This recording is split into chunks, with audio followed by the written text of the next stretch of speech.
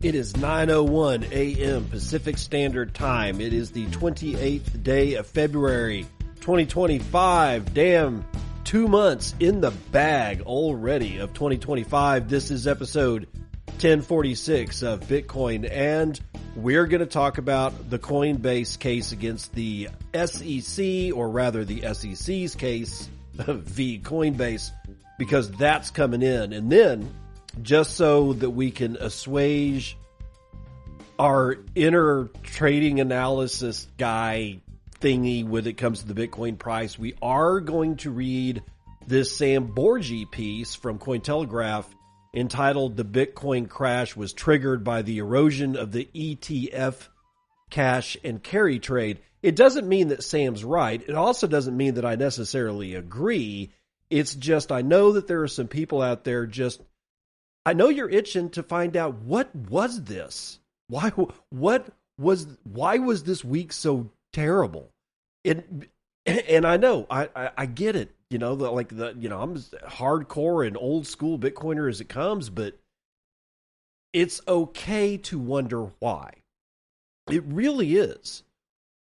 More specifically, it's actually okay to wonder how something could have happened. Now, remember, when we do that one, take it with a grain of salt, because Sam and the analysts that are involved in this story, they may be wrong. It may not have been this particular thing that was the catalyst for the ongoing carnage that we've been seeing in Bitcoin. But hey, I know that there are some of you out there that don't mind asking how or why something happened. And then we're going to get into a couple of states that are doing their crypto reserve bills and where they are, namely Arizona and Texas. And then we've got the Bybit hackers yet again moving the unmovable, spending the unspendable, laundering the unlaunderable. I'm still aghast at just how bad the lying from the Ethereum crew was over on Twitter when they were saying, "Oh, it's all been burned," or it's in an address that cannot be touched, or we're going to be able to track all that stuff to the point that you might as well not even be able to spend it. Well, that was a lie. And we'll talk about exactly what's going on there. European states continue to load rounds of ammunition into a 6-cylinder gun and point it to their head because they're continuously playing Russian roulette. And then we're going to talk a little bit about the Bitcoin Educators Unconference in Bitcoin Park over there in Nashville. And then Albie's got an update, as well as Umbrel. And the Umbrel update is actually kind of cool, at least as far as for some of the things that I would want to use Umbrel for, alongside having a full Bitcoin node and a full Lightning node. But first, Coinbase case is dropped by the United States Securities and Exchange Commission as the agency reverses its crypto stance. Jesse Hamilton writing this one for CoinDesk.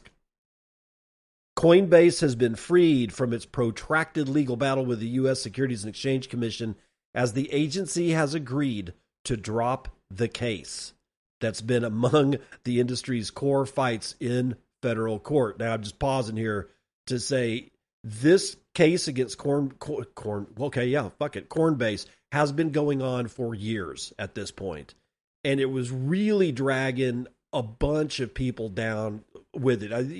And I don't like Coinbase. I'm not a fan. And I've always said that. And I'm not even really that much of a fan of the fact that the SEC has dropped their case against Coinbase. I think that they actually had a good case against Coinbase, but it looks like they're just going to tuck their tail between their legs and run away. So, but at least some questions have been answered insofar as they're not going to pursue this case any longer. So Coinbase can get on with listing shit coins and unregulated securities. And apparently nobody's going to get into any kind of trouble for fleecing the American and the world's public on the altcoin listing that Coinbase continuously does. Okay, so continuing on, though the SEC's intention to agree to shut down the legal dispute has already gone public, when the U.S. Crypto Exchange announced the deal last week, the commissioners had to cast a formal vote to ask a federal judge to actually throw the switch and pull the trigger. The dismissal was done in such a way that the regulator cannot change its mind later. So this case, ladies and gentlemen, has been dismissed with what is known as prejudice. They cannot refile these charges again, ever. And that's a huge deal.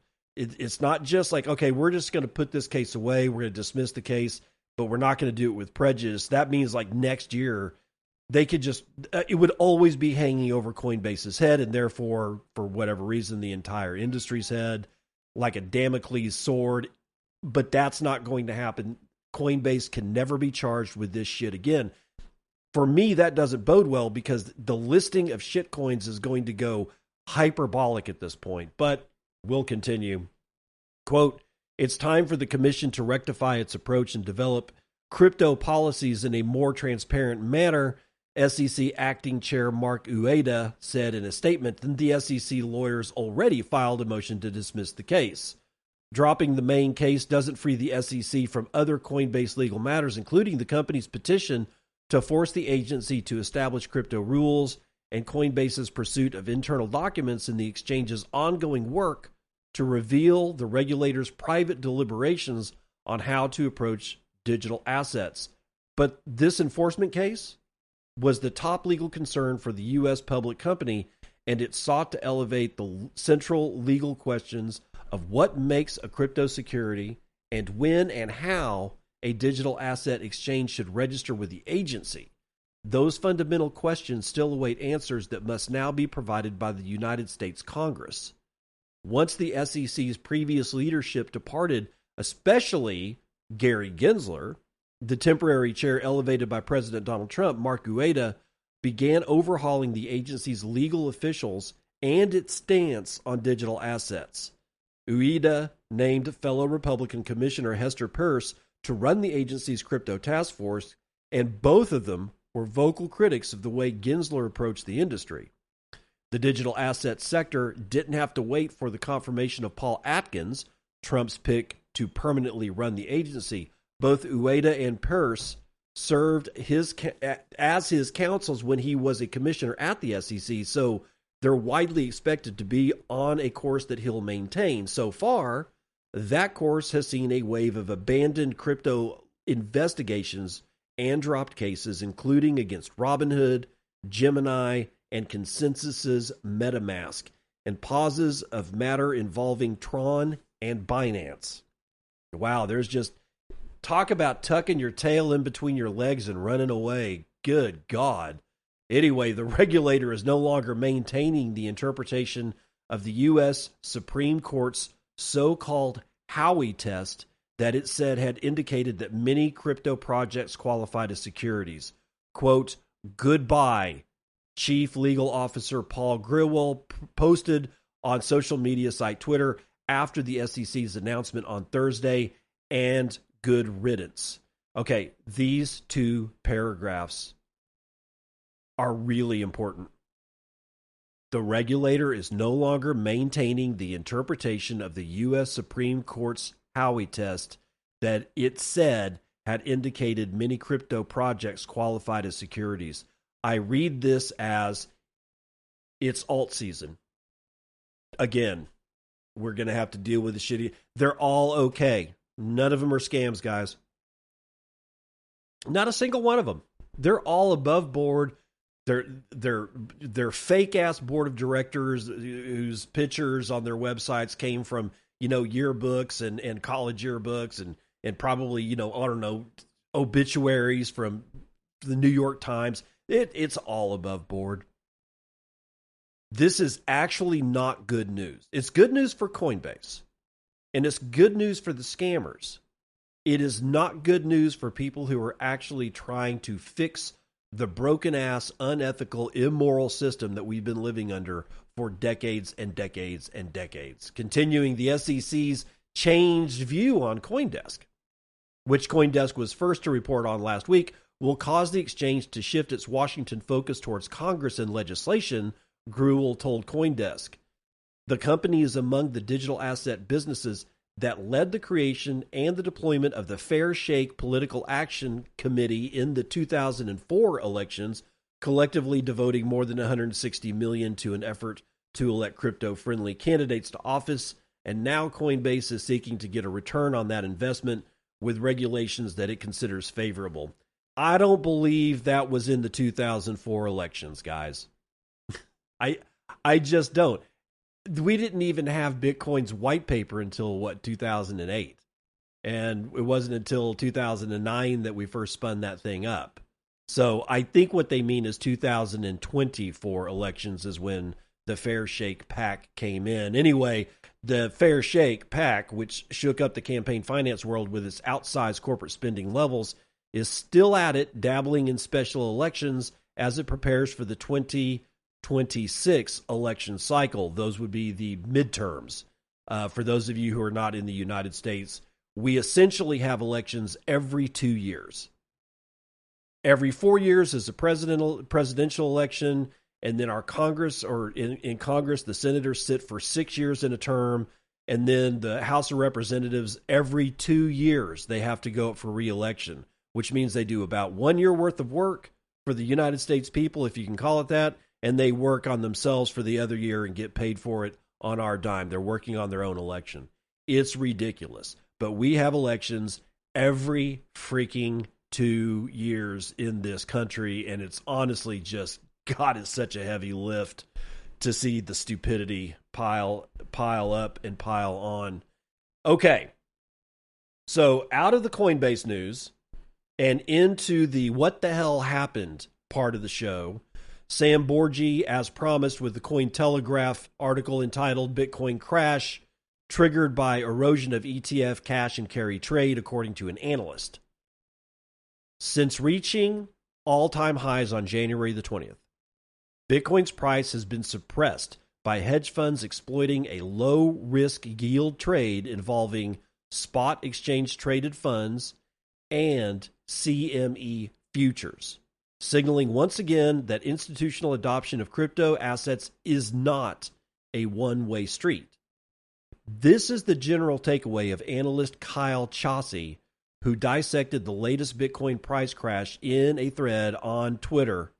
Quote, "For months, hedge funds were exploiting a low-risk yield trade using BTC spot ETFs and CME futures. Now, this cash and carry trade is imploding." And here's the tweet. Hold on for a second. I want to make sure that they don't repeat the tweet in the text of the, and they don't. Okay. So here's Kyle Chauncey, or however you pronounce his last name. He says, Bitcoin is crashing. Are you wondering why? The cash and carry trade that's been suppressing BTC's price is now unwinding. Here's how it worked and why its collapse is sending shockwaves through the market.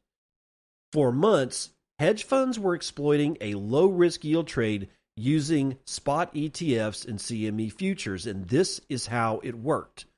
Number one, buy Bitcoin spot ETFs from BlackRock and Fidelity. Number two, short BTC futures on the CME. 3, farm the spread for approximately 5.68% annualized returns. Some were even using leverage to juice their returns into the double digits. But now it's imploding. All right, that's the bulk of his tweet. The cash and carry trade involved buying spot Bitcoin ETFs and shorting the Bitcoin futures on CME, as we heard, which allowed the traders to earn up to 5.68% in annualized returns. Well, the success of this trade depended mainly on Bitcoin futures trading at a premium to the cryptocurrency's spot price. However, quote, with recent market weakness, that premium has collapsed, said Chauncey. With the trade no longer profitable, hedge funds are exiting the market, which is evidenced by the record outflows from U.S. spot Bitcoin ETFs this week. Quote, the same trade that kept Bitcoin stable on the way up is accelerating the crash now. This is happening because, quote, hedge funds don't care about Bitcoin. They weren't betting on BTC mooning. They were farming low-risk yield. Bitcoin sell-off accelerated on February the 27th as the cryptocurrency retraced all the way back to sub $79,000 regions for the first time in more than 3 months. However, a closer look at on-chain data reveals that the losses are mainly concentrated among Bitcoin tourists or brand new traders who only entered the market recently. Yeah, at all-time highs, as is tradition in our tribe, but it is what it is. Data from Glassnode shows that 74% of the realized losses came from holders who bought within the last month. Oh, man, that has got to freaking hurt. Nevertheless, unrealized losses from the recent sell-off exceeded crypto exchange FTX's capitulation event, according to analyst Milky Bull Crypto. Milky Bull Crypto. That, honestly, dude, that's a terrible handle. But a drop of this magnitude is a strong sign of a bottom formation in Bitcoin's price. Yeah, don't listen to that last part, because God only knows what can happen at this point. Just hold on. Just chill out. Hold on. Everything's going to be fine. However, I am looking for reasons why particular events occur. And when, this week was pretty brutal. So I don't think anybody could actually be counted as being, I don't know, not a Bitcoin maximalist or a purist or basically like they're, like somebody like me is devolving into the fiat mindset. I don't think that is a quality argument when you're just going, what the hell was that? Because honestly, if you were alive or at least barely awake at any point this week, starting from last Friday, you were asking that question. You're like, what the hell is this? Did something happen? Was it just tariffs? Was it just Trump opening his mouth and saying stuff and blurting stuff out? I mean, because that didn't really add up. This one kind of adds up. And I'm not saying that I completely agree with it, but I am basically not wholesale rejecting it either, because it does make sense. You got a lot of money chasing a particular kind of trade, and that particular kind of trade kind of petered out. And I have been wondering for quite a while how these people are still trading futures when I keep seeing everybody getting wrecked AF on these trades. Like I see shorts liquidated in the regions of $15 million worth of Bitcoin. I see longs liquidated in the region of $8 to $20 million worth of Bitcoin. I've seen some huge liquidations. And I keep asking myself, why do you people continue to do this? Well, maybe that was it. Maybe it didn't matter. They weren't really losing money because they were gaining it on the other end with the ETFs. And now maybe they're just like, they're tired of that trade and it's lost its luster. And therefore we're settling back down into what is possibly could be considered an appropriate price given the actual interest around the world from real institutions that want to hold and retail investors that want to hold and get out of the fiat trap. And maybe Arizona will do the same. From Martin Young, Cointelegraph, Arizona crypto reserve bills inch closer to law after passing the Senate. The Arizona Senate has advanced a Bitcoin reserve bill, bringing it to second place behind Utah in a race between U.S. states to get a crypto investment bill approved. The Arizona Senate passed the Strategic Digital Assets Reserve Bill 1373 on its third reading February 27th with a vote of 17-4 and 12 against, and it now advances to the state's House of Representatives. The bill, sponsored by Republican Senator Mark Finchem, would create a digital asset strategic reserve fund administered by the state treasurer that would consist of money appropriated by the legislature and crypto seized by the state. The treasurer cannot invest more than 10% of the total funds deposited in any fiscal year, but may loan digital assets from the fund to generate returns if it doesn't increase financial risk to the state. Quote, whether you like it or not, legislation will happen at the federal level in this order. Stablecoins, market structure, and strategic Bitcoin reserve, Satoshi Action Fund founder Dennis Porter said in a February 28th Twitter post. Wow, okay. I guess he's got some inside information there. Anyway, another Bitcoin reserve bill is also making its way through Arizona's Senate. The Strategic Bitcoin Reserve Act, which is number 1025, co-sponsored by Republican Senator Wendy Rogers and Representative Jeff Winninger, also passed the Senate's third reading on February 27th with a vote of 17 for and 11 against. The Rogers and Winninger-sponsored bill focuses on investment authority for public funds to invest in crypto assets, while the Fincham-sponsored bill establishes a specialized fund for seized digital assets and appropriated funds. There are currently 18 states that have crypto reserve bills pending Senate votes, while 2, Arizona and Utah, are both in the final stages of the approval process. And Texas is hot on Arizona's heels. From Atlas21.com, I got this one. Texas moves towards a strategic Bitcoin reserve bill approved in committee. On February the 27th, the Texas Senate and Business Commerce Committee approved the Strategic Bitcoin Reserve SB 21 bill with a unanimous 9-0 vote. The legislation, introduced by Senator Charles Schwartner, will now proceed to the Senate for further review and evaluation, and during this phase, lawmakers will assess the potential benefits and risks of a state-held Bitcoin reserve. The proposal aims to establish a special fund, separate from the state's general revenue fund, allowing Texas to hold Bitcoin as a financial asset with an investment cap of 1% of general revenue for purchases. And for Texas's general, well, not the general fund, but in general, Texas has a lot of money. We always have. The state has always been really good about having lots of cash in reserve, lots of assets in reserve. That Texas is good. It doesn't matter. We could suffer like a global, worldwide electromagnetic pulse strike, and Texas is probably going to be okay, even though it would suck. But let's run the numbers.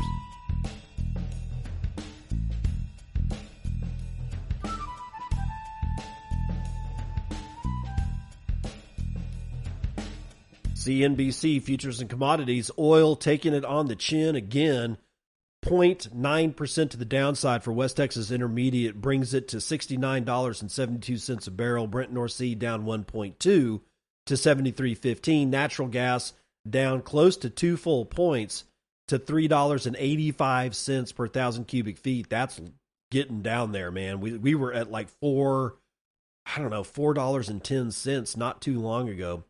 Gasoline down a row of sticks, 1.11 to $1.97 a gallon, and all of the shiny metal rocks, wow, they are getting pummeled today. Gold down 1 1/4, below 2,900 to 28.59 and 20 cents. Silver down 1.5, platinum down 1.74, copper is down 1.5. Palladium essentially moving sideways in comparison, a mere 0.14% to the downside for palladium. Did I say platinum first? No, palladium. Okay. I'm just making sure. And everything in ag except for lumber is in the red as well. Lumber is up 1.11%. Again, a row of sticks. And looks like chocolate. No. Sugar is down as the biggest loser, 2 1/3%. Live cattle is down a full point. Lean hogs are up 0.18%. Feeder cattle are up 1/3.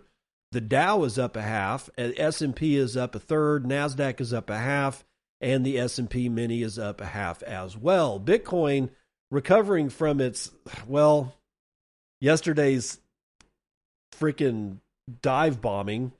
$83,920 brings us to a $1.66 trillion market cap. That is going to allow us to purchase 29.4 ounces of shiny metal rocks with our one Bitcoin, of which there are 19,830,235.41 of. Fees are low. 0.04 BTC taken in fees on a per block basis on average. There are 50 blocks carrying 13,000 unconfirmed transactions waiting to clear at high priority rates of 3 Satoshis per VByte. Low priorities going to get you in 3 Satoshis per VByte. And mining has, oh my God, the hash rate has actually risen 796.2 exahashes per second. That's actually quite a bit of hash rate added since yesterday.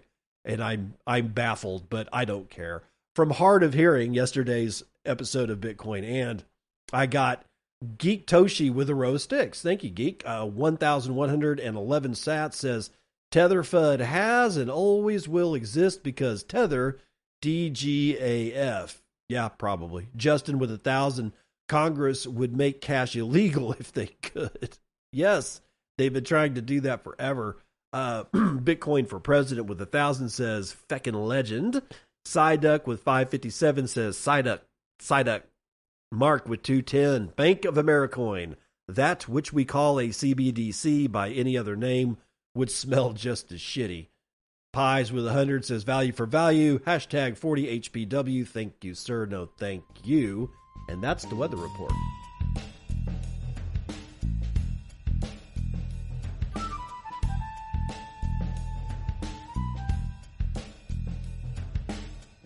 It's part 2 of the news you can use. Bybit hackers have moved over half of the stolen ETH onto Bitcoin, largely using Thorchain. So the hackers are actually, not only are they able to spend, move, touch, vector, revector, the heretofore spoken of as immovable ETH that was stolen from Bybit, they are converting it directly into Bitcoin, which makes sense. Anyway, this is from Daniel Kuhn out of the block. Let's see what we got here. MetaMask head of security Taylor Monahan said the Bybit hackers have moved at least 209,000 ETH, which is worth roughly 480 million, onto Bitcoin in a message to the block. That represents more than half of the approximately 400,000 ETH tokens taken from the exchange, not including the other drained tokens. At least 240 million of this amount was laundered using Thorchain, according to Arkham Intelligence, which is tracking digital wallets linked to the hacker group. The stolen crypto has mainly been swapped for native BTC. Let me reiterate that.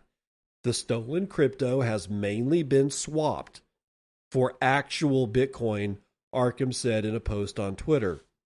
Last Friday, Arkham Intelligence said North Korea's Lazarus Group had hacked Bybit for over $1.5 billion, citing information provided by online sleuth ZachXBT. The Federal Bureau of Investigations has since confirmed the hack was perpetrated by North Korea's malicious traitor actors, which by term includes the Lazarus Group. Traitor actors are proceeding rapidly and have converted some of the stolen assets to Bitcoin and other virtual assets dispersed across thousands of addresses on multiple blockchains, the FBI said. It is expected that these assets will be further laundered and eventually converted to fiat currencies. According to Ethereum security experts, the $1.5 billion hack has been harder to track than usual. Lazarus is known for splitting up funds and using multiple protocols to move funds, but this particular exploit involves thousands of separate transactions. Sounds to me like they've got an automated system to do this. Quote, this is how Bybit hacks tracking looks, pseudonymous researcher Soma XBT said on Twitter, venting about the complicated nature of the split funds. Quote, this is just a track of 2 hops of 10 ETH each. My Mac Air is literally burning to load these transactions. That's how much power it's actually going to take to visualize and map out what's going on, giving on-chain data. Because it's like what they're doing is like it's showing, I can't show you the picture, but he's got a picture of all of these like different wallets where these 2 transactions have been split, and that's just 20 Ethereum between these 2 particular transactions being split and recombined and moved in other wallets. Like I said, somebody has developed a automated tool. Now, I don't know if they say that in here, but humans would have to do this. And without it being automated, which means that they've got an automated tool that splits and recombines and does all this in an automated fashion, probably under a pre-programmed algorithm to say, like the thing comes up and says, how do you want to steal these funds? I was like, well, use these addresses and then go to ThorChain and then go buy some Sol and then buy some Bitcoin and then come back and do all this, and then you just execute and let the computer just roll. This dude is having problems with his Mac Air, which is a fairly powerful computer, just trying to track down two transactions as it's going through this algorithm. Holy smokes, man. Good luck. Good luck trying to find this stuff. Oh, and by the way, might I iterate that I was told by several Ethereans that there was no way this stuff could be moved. No way. Not at all. Anyway, in total, the hackers drained over 400,000 worth of ETH, or 1.1 billion at the time, $90,000 or 90,000 ST ETH and 15,000 S or CM ETH and 8,000 C ETH in the attack. However, it's unclear how much actual ETH the hacker community or currently hold, as some of the assets, including $43 million in M ETH, have been frozen. Oh, yeah, right. Good luck. MetaMask's Monahan estimates that the hackers have moved at least 161,500 ETH using 3,934 distinct bridge transactions to ThorChain over the past 115 hours since the hack occurred.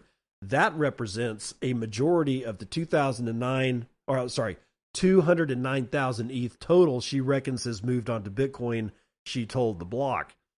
That's $3.2 million every hour. Whoa. Lazarus appears to be using two primary non-custodial bridges for the attack, the aforementioned ThorChain and Excha, EXCH. However, Excha, known primarily for its lax KYC controls, appears to have disabled ETH and ERC20 token swaps, limiting the hackers' ability to move funds into Bitcoin. On Wednesday, Bybit CEO announced that the exchange would offer a 5% bounty to exchanges, bridges, and mixers who help freeze those funds associated with the attack. This is an extension of the 10% bounty Bybit initially offered to anyone who could return the funds. Of the 161,000 ETH confirmed to have gone through cross-chain exchange platform ThorChain, the hackers have used a plethora, would you say I have a plethora of piñatas? A plethora of blockchain tools to hop their way over, including Asgardex, DeFi Swap, Fortuna Swap, Gem Wallet, LiFi, Shapeshift, Trust Wallet, among others, according to blockchain data. ThorChain saw its single largest day of trading volumes on Wednesday with over $737 million worth of token swaps. Quote, it's all coming from Lazarus hackers, ThorChain user Diplo said on Twitter. But who really cares? It's a win for TC, for ThorChain. Only concern is what happens to price once these swaps stop. BTC is bleeding at the moment. If we didn't have this, I don't think we'd be above $1 right now. Oh, for fuck.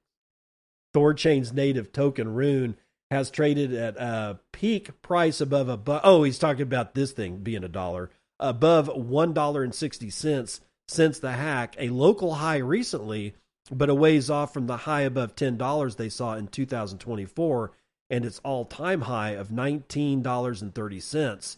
Quote, ThorChain is not doing anything to stop the movement of stolen ETH through their platform, and it isn't going to end well, Airdrop Glide app said on Twitter. Quote, funny how one person could shut down ThorFi in 2 minutes, but when it comes to stopping North Korea laundering billions of dollars of Ethereum through ThorChain, it's suddenly impossible to do anything about it. Anyway, according to several posts on Twitter, there has been internal division regarding Lazarus connected flows. Earlier on Thursday, 3 validators voted to refuse transactions connected to the Bybit hack, which apparently temporarily stopped the flows. However, the vote was reverted within minutes due to the extremely decentralized consensus mechanism behind ThorChain that preserves validator optionality, one user explained. And notably, ThorChain pseudonymous core dev Pluto advocated for addressing this on-chain money laundering before announcing his resignation from the project.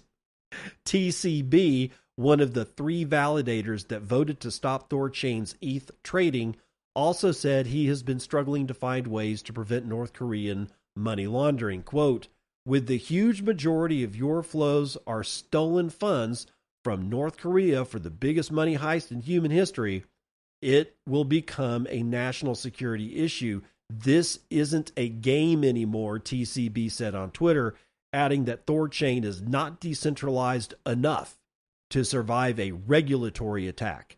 Quote, the TC community has strong beliefs based on what they learned from a messaging that is disconnected from the reality of the people who have been executing on the front lines, end quote. Immediately after draining the Bybit cold wallet, Lazarus moved the stolen funds into 3 separate distribution addresses and then broke them down into dozens of newly created addresses. The group also swapped ETH derivatives like STETH, CETH for ETH using decentralized exchanges Uniswap, Paraswap, and Kyberswap. So much for these funds not being able to be touched, moved, spent, or anything. If you were one of the people that heard that bullshit on Twitter, they lied. The Ethereans straight up lied to you. They lied to all of us. There's no way that those funds were not going to move. What is surprising for me is that we seem to not be dealing with a bunch of shitcoiners, and here's why that worries me. This actually smells like it might have been a regulatory attack, but just in the black ops sort of way. And what do I mean by that? North Korea, oh my God, they're involved. Okay, so automatically all these flags go up for national security. Second thing, the insecurity of blockchain. And what do they target? The Ethereum blockchain. Well, I mean, they did the whole cold wallet hack on Bybit, but still, nobody's really going to be able to separate that in normie land. They're just going to say blockchain's unsecure. All right, those narratives are being spun up right now, I guarantee it. Third, I told you that criminals use Bitcoin. They're laundering it into Bitcoin. Bitcoin itself is the biggest money. You can hear the narratives start spinning and spinning and spinning. So I still reserve the right to think that this might have actually been, I don't know, the entire thing was planned. Probably, and I'm just going to say it, is probably not North Korean Lazarus Group, or if it is, it makes me wonder if the North Korean Lazarus Group actually is what we think it is. All right, let's get into the next one. But first, man, Zelensky got his ass handed to him by an orange man and his buddy JD Vance. Man, I took a break because I had to go take my wife to a dentist office. So I'm sitting there, I'm on nostr, everything's fun, and then all of a sudden I start seeing all these pop-ups of Zelensky in the Oval Office. And I listened to a couple of these exchanges, and you have to. I'm in Eastern Washington, you know. There's a lot of liberal shit out here, so there is no way I can listen to this straight up off my phone without the potential of getting a whole bunch of really left-leaning people all hot and bothered. So I put in my earplugs. I could only listen to one of these exchanges between Zelensky, Vance, and Trump. And oh my God, you want to talk about getting your ass handed to you. Now, here's the thing. I know there are still people that truly believe that Ukraine is only a country and not a money laundering front for the United States, and has been that way since before Bill Clinton. And it became very evident under Bill Clinton that Ukraine is simply just a way for us to wash money at the government level. And then they find this 4.5 foot guy to essentially front this bogus corporation that is Ukraine. And I know I'm pissing a whole bunch of people off, but this is the way I feel. From what I've seen, I've just seen nothing but chicanery out of this country. And I am not saying that Putin was good for invading it. This war is always bad. And when you lose that many young men and women and children in a complete onslaught and wholesale destruction of city after city after city, I'm not happy about that. But it seems clear that the Trump administration has had their fill with this little man. And people are losing their minds. I got people saying that, when was the last time a U.S. president debased himself? I don't think he debased himself. I think he's done. I think he's speaking plainly for the first time we've actually ever seen anybody in the president's office actually be a human, instead of some duded up, pancake makeup all over the place and 3-piece suits and shit, and being as stoic as hell and not saying anything because you can't piss off the right and you don't want to piss off the left, and everybody in the centrist is going to be mad no matter what the hell you do. So you just essentially say absolutely what? Freaking nothing. You say nothing. And if you do say any actual English words, they mean nothing. Nobody can actually be able to pull what you meant out of it. It's been this way for so long that it's actually kind of refreshing to see somebody lose their shit in a situation that the shit needs to be lost on. Because this Ukraine thing has to end. The billions of dollars of United States taxpayer dollars going to this money pit is all it is. It's just a money pit, and it's always been the most extensive money laundering operation the United States government has had. And it's over. It's freaking over. And it looks like everybody saw that today. In fact, it's, from what I can tell, Trump actually kicked Zelensky out of the White House. I've never seen that happen before. And again, it's actually just a little bit refreshing. Now, you can hate Orange Man. You can love Orange Man. You can be like me and try to figure out what the hell's going on both sides of the fence. But one thing that I have to say, it's interesting to actually see this shit occur. Now, over the next few days, just be prepared for every single person you know at one point or another to show true colors, completely break down, and lose their ever-loving mind about this. And it's going to be actually a little bit more dangerous than I think people think.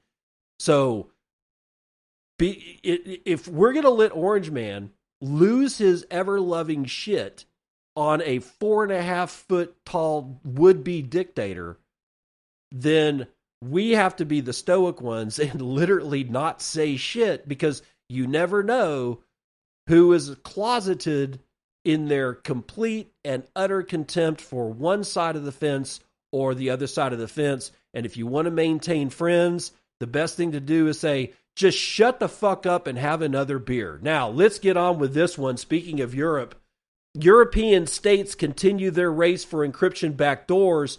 This is NoBSBitcoin.com. European policymakers continue to push forward various proposals and regulations that would severely compromise the privacy and security of European citizens. Alrighty then. In France, a proposed narco-traffic law amendment would require encrypted communication services to create backdoors for law enforcement access within 72 hours.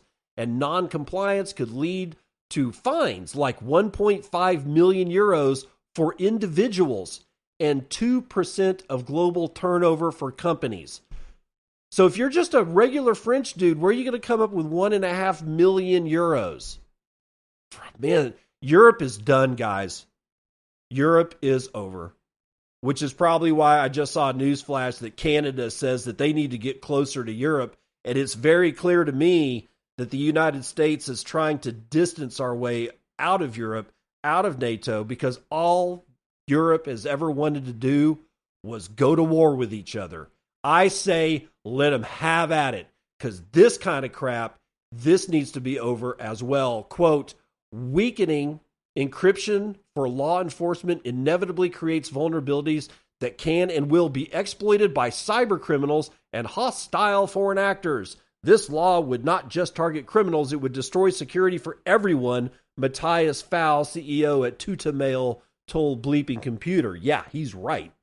Major French copyright holders are also taking legal action to force large VPN providers to participate in their pirate site blocking program, and as a result, some VPN providers are contemplating exiting France if the legal pressure continues. Meanwhile, not to be outdone, in Sweden, the government is pushing for encrypted messaging apps like Signal to implement similar E2EE backdoors, which could become law as soon as March 2026.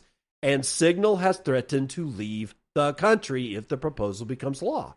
Quote, if you create a vulnerability based on Swedish wishes, it would create a way to undermine our entire network. Therefore, we would never introduce these backdoors, said Signal CEO Meredith Whitaker. Good on you, Meredith.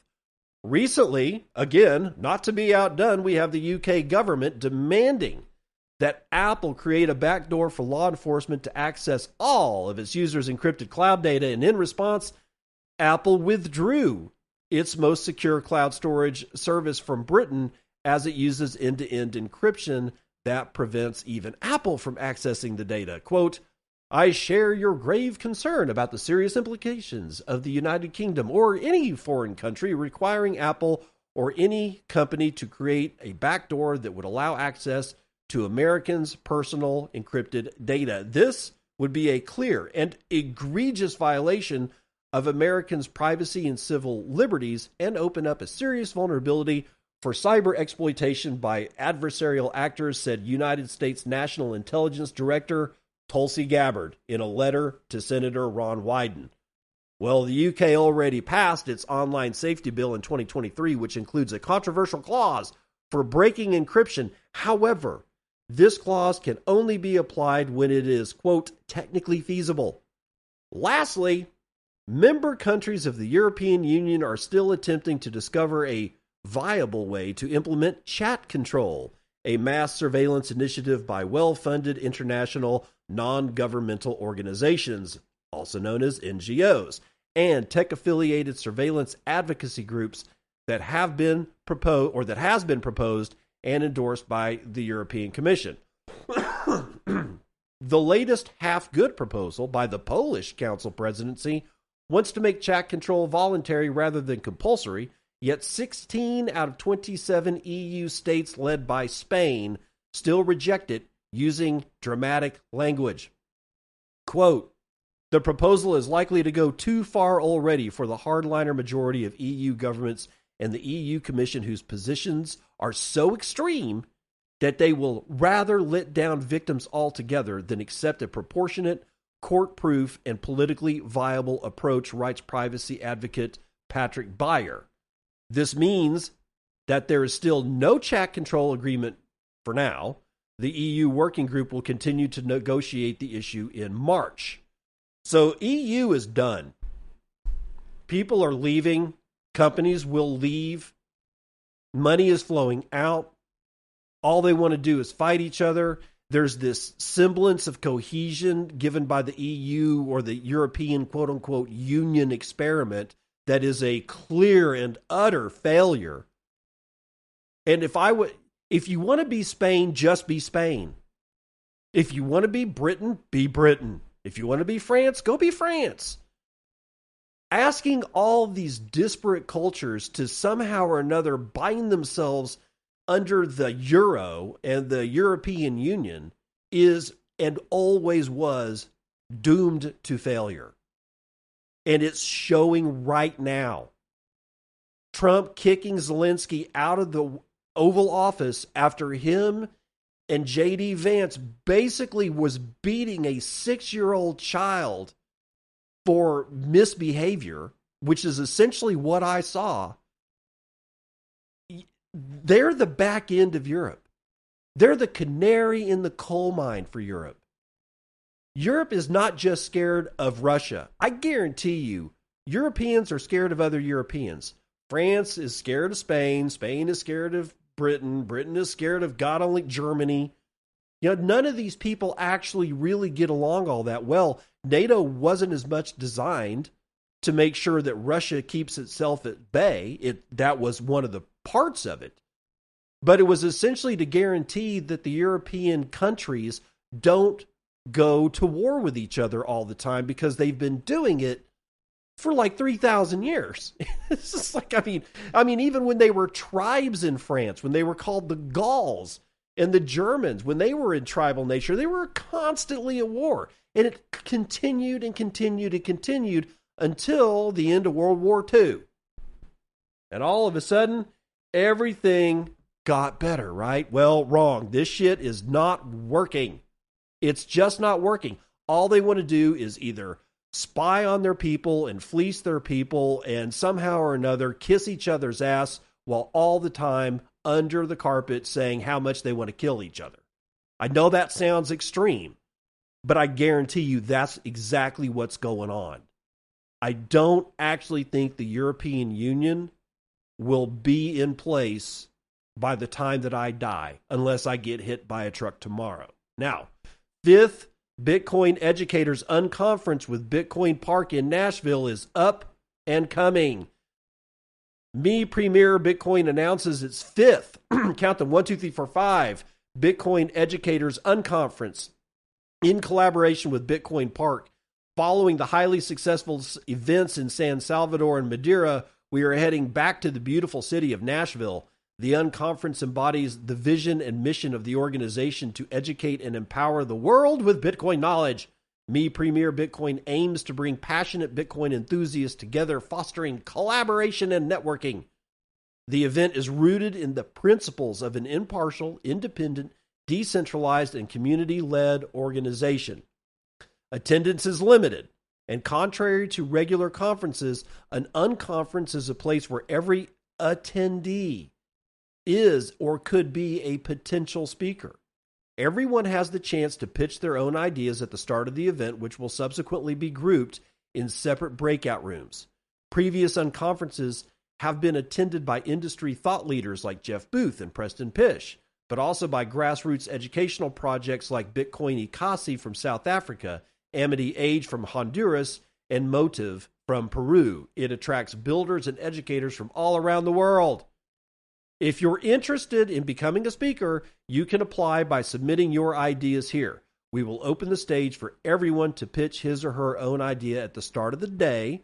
The sessions and activities are designed to reflect the Bitcoin ethos, decentralized and collaborative events.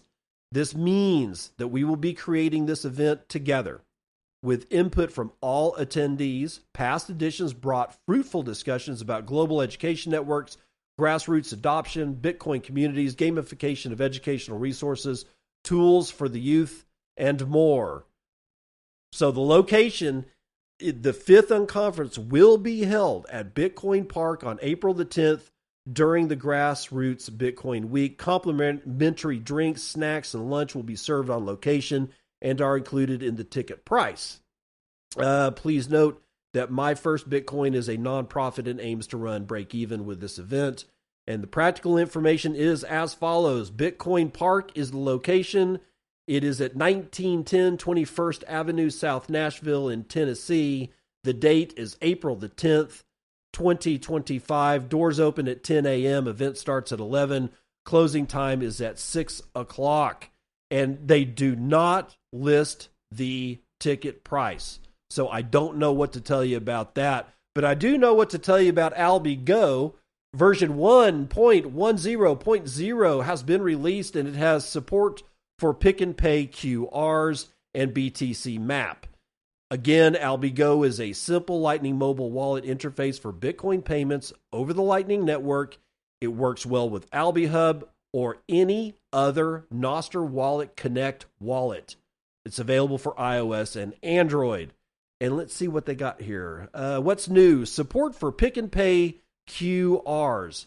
I don't know what the hell a pick and pay QR is, and they're not really giving me much information here. There's a BTC map to find places to go spend your sats. There's improved skeleton animations across the app, fixed transactional page crashes, layout shifts in Android, and other bug fixes. So there you go. I'll have to update my Albigo on my phone and look for the skeleton animations because I don't know what the hell that is. Umbrel OS version 1.4 has a file manager. Yes, sirree. It's a file manager, finally. Umbrel OS is a home server OS for self-hosting with built-in App Store. Umbrel OS 1.4 brings Files, our brand new file manager that turns your Umbrel into a full-blown home cloud, along with Korean language support and various bug fixes. Files Manager allows Umbrel node runners to easily create, upload, and organize their files on their home server, as well as share folders over a local network and add them as network drives on Mac OS, Windows, iOS, and Android. The release also includes support for external storage devices that will work from USB, like little handheld SSD drives. That's nice. That's gonna be really, really cool. Join the official Umbrel community Discord. Blah blah blah blah blah blah. Okay, so file service on Umbrel. Why is that shit important? Because you don't need Google Cloud. Okay, the first thing that you're gonna say is, yeah, you do. What if you're depending on files that are on your Umbrel in the file server, and you're at, I don't know, the 5th Bitcoin Unconference in Nashville, Tennessee on April the 10th, and you need file service from your Umbrel, but oh my God, a meteorite has hit your home and it's all freaking gone. What are you going to do? Well, you're hosed. Okay, I mean, if you have a file that is so important that if you lose it in one spot that you're completely hosed, then you probably need to have your file in a different spot as well, like maybe even on Google Cloud or Amazon Web Service. Who knows? That's up to you. But under the assumption that everything is fine and a meteorite or flight 137 from Dallas-Fort Worth didn't crash land on top of your pad, then you'd be able to serve whatever files you want from your home server, and you don't have to depend on anybody else. And I'll bet you my ass that one of these days we see a situation where different Umbrel users would be able to connect with each other and kind of share the load. In other words, where if your house did get set on fire by an arsonist because they were pissed off that you got the girl from high school and they didn't, then other Umbrel users in the future, not now, but in the future, I'll bet that they'd be able to say, well, I've kind of got a copy of part of your file, and this other dude's got a copy of the other part of your file, and between the two of us, we can stitch them both together like the way Napster used to work, where you had different seeders, and there was sometimes a seeder would go offline while you were midway downloading. Well, it didn't matter. You'd find another seeder, and it would figure out where the hell you left off on that song, and it would upload the other part, and it would stitch the file together, and you'd be fine. But having the ability to serve files of your own that is encrypted to yourself without the reliance on any third party is the way we're going to remain sovereign. And that, ladies and gentlemen, finishes us off for Bitcoin and this week. And this week has been hard. It's been really hard. Nobody wanted to see what we all had to watch. And it may continue. We don't know. But in the language of my ancestors, I give you our standard greeting to all the new people in Bitcoin. Welcome to Bitcoin, motherfucker, and I'll see you on the other side. This has been Bitcoin and I'm your host, David Bennett. I hope you enjoyed today's episode and hope to see you again real soon. Have a great day.